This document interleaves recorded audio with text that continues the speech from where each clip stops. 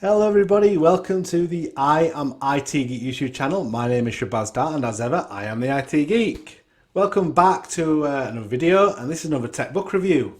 The last book review I did Patrick Aggity's book on sort of Google Cloud Foundations.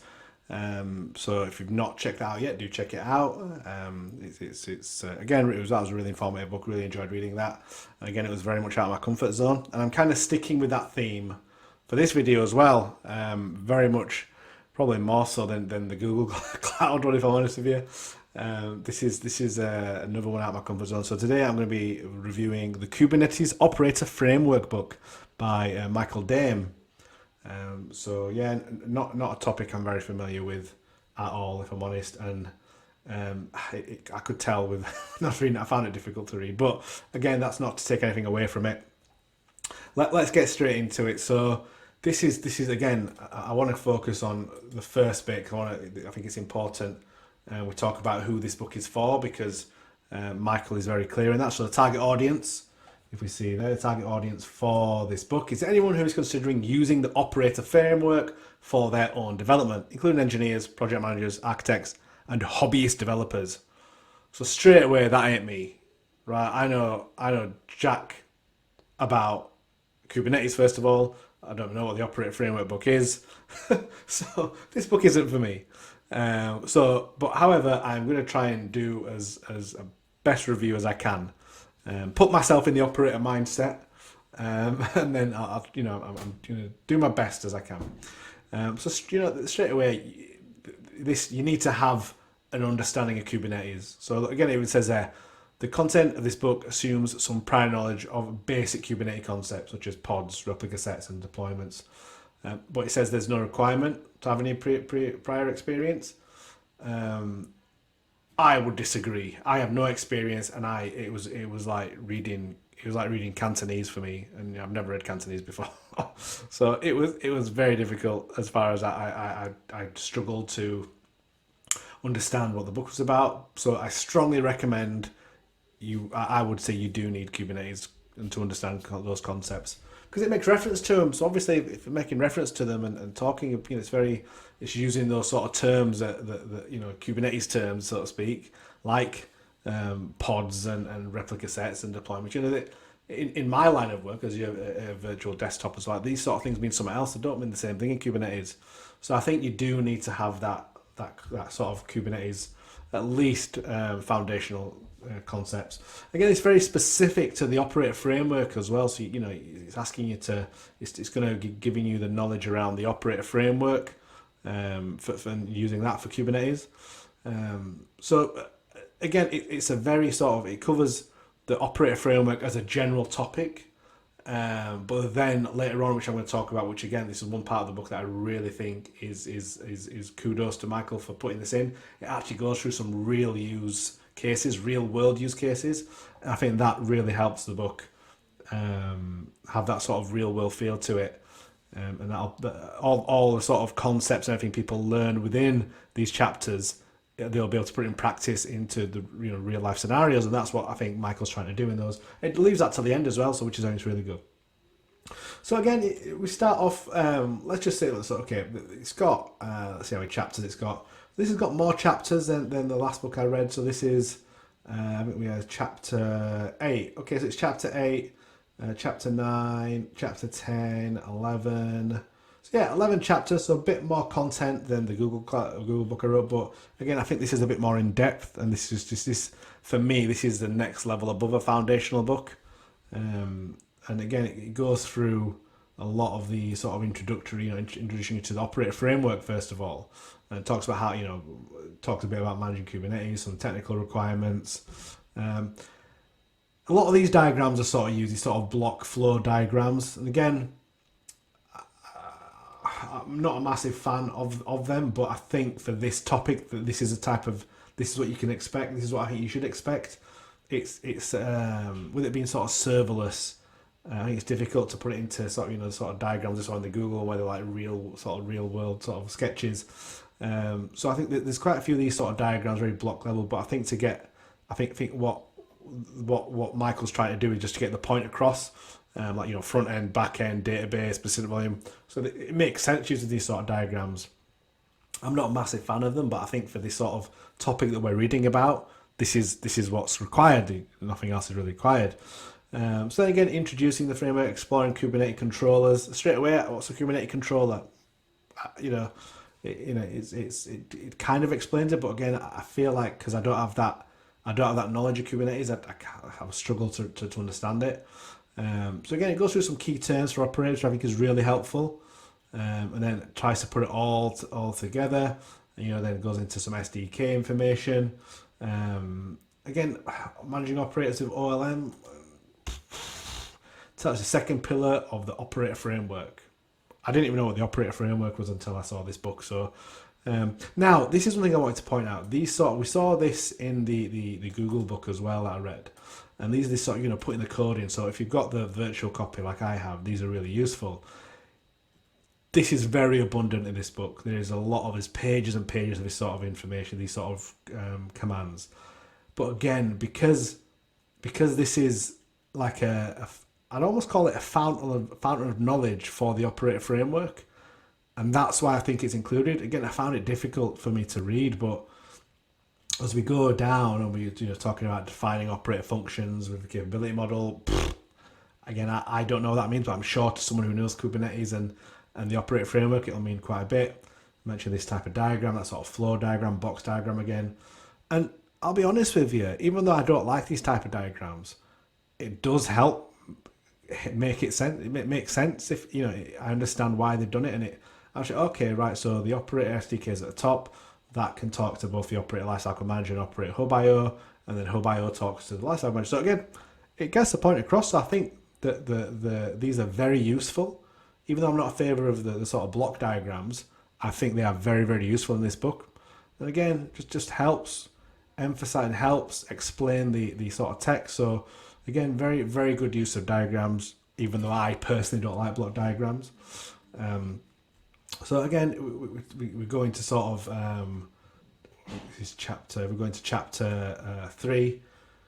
Now it's going about understanding how the operator framework interacts with Kubernetes. So now we're getting into some more sort of now. This is where we're going about pods, replica sets. This is now we're going more Kubernetes speak, if you will. Again, not for me. Again, I struggled with it, but I'm not. This book is not aimed at me, so there's no surprise there really.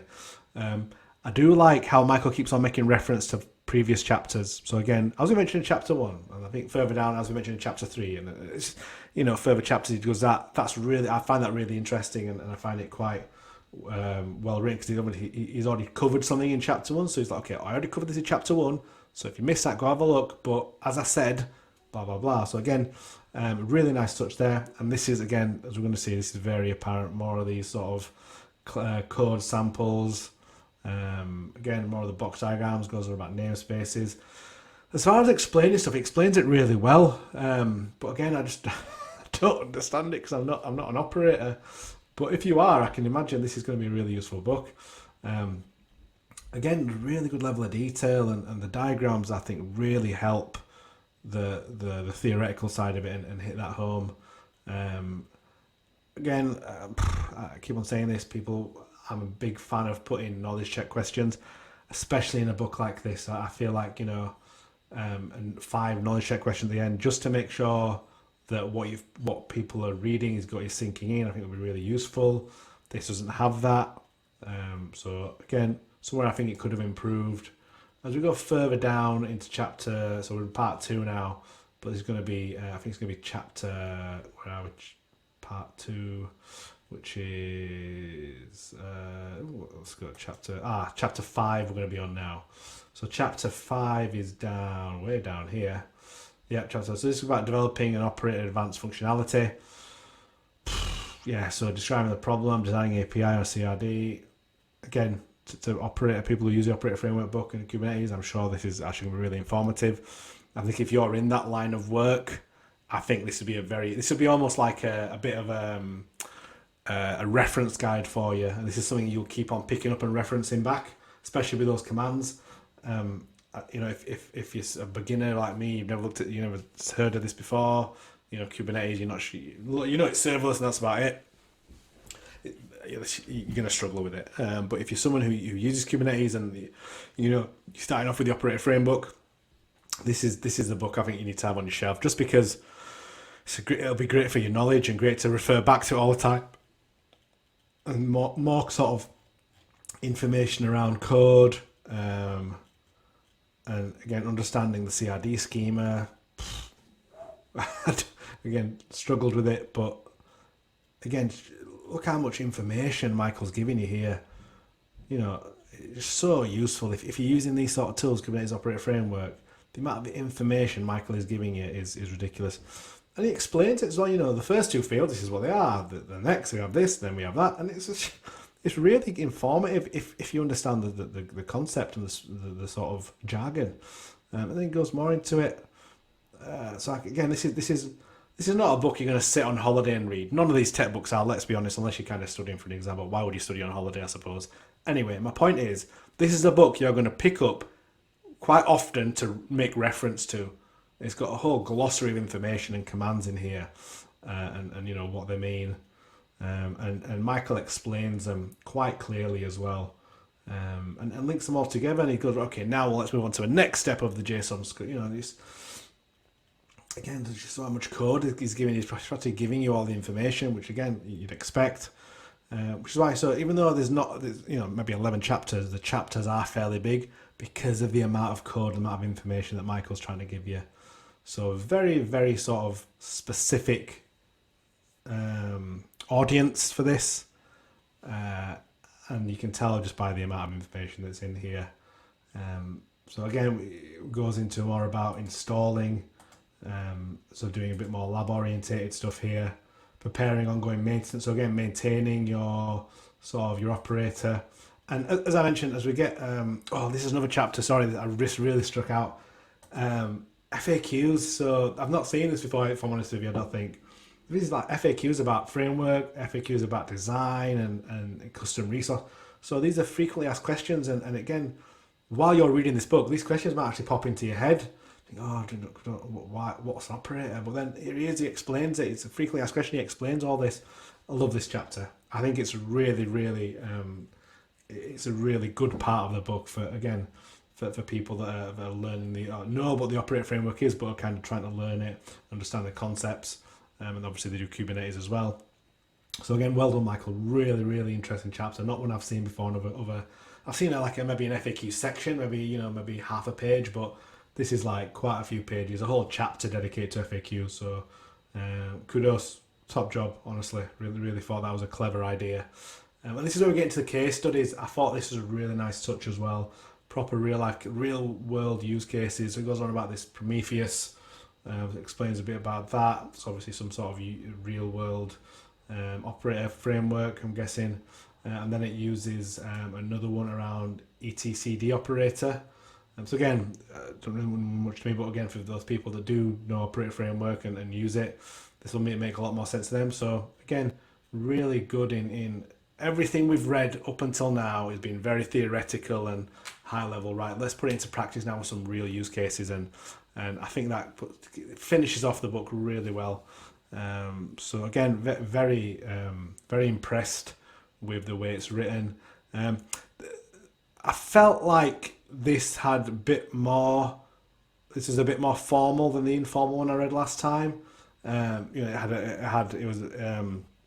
But nothing wrong with that. Nothing wrong with that at all. But again, I feel like a combination of me not knowing Kubernetes and or operator framework probably didn't help. But I think if you are somebody who knows Kubernetes, you've got a basic understanding of it. You might have just started using it, and you've heard of operator framework. Again, you know some basics, but you want to learn more about it. This is definitely the book for you, because you'll have it on your shelf. You'll keep on making reference to it. It's got loads of informative code in there. Got some real life use cases for you to reference as well, and sort of try and implement those in your own lab. So yeah, again, Michael, really good job. I feel like this is for the audience that you've aimed it at, it's probably a good book, or it is a good book. I think you do need the Kubernetes to at least a working knowledge of it to help with this book. But yeah, definitely recommend it for those who are in this line of work. I will have the description in my description. Sorry, I will have a link to Michael's socials. I'll also have a link to the book, so you can go ahead and buy it if it's something you work on. And again, I said this in the last video. I'm going to try and plug my own stuff as well because I've not done that yet. So I will be putting a link to both my books as well. So yeah, please keep on reaching out to me with any comments, any books you want me to review. Happy to review anything, as long as it's tech related. Even if I'm not how far out of my comfort zone, I will still read it, and I'll still do my best job to try and relay my honest opinions on it. Okay. One thing that I hope people do appreciate.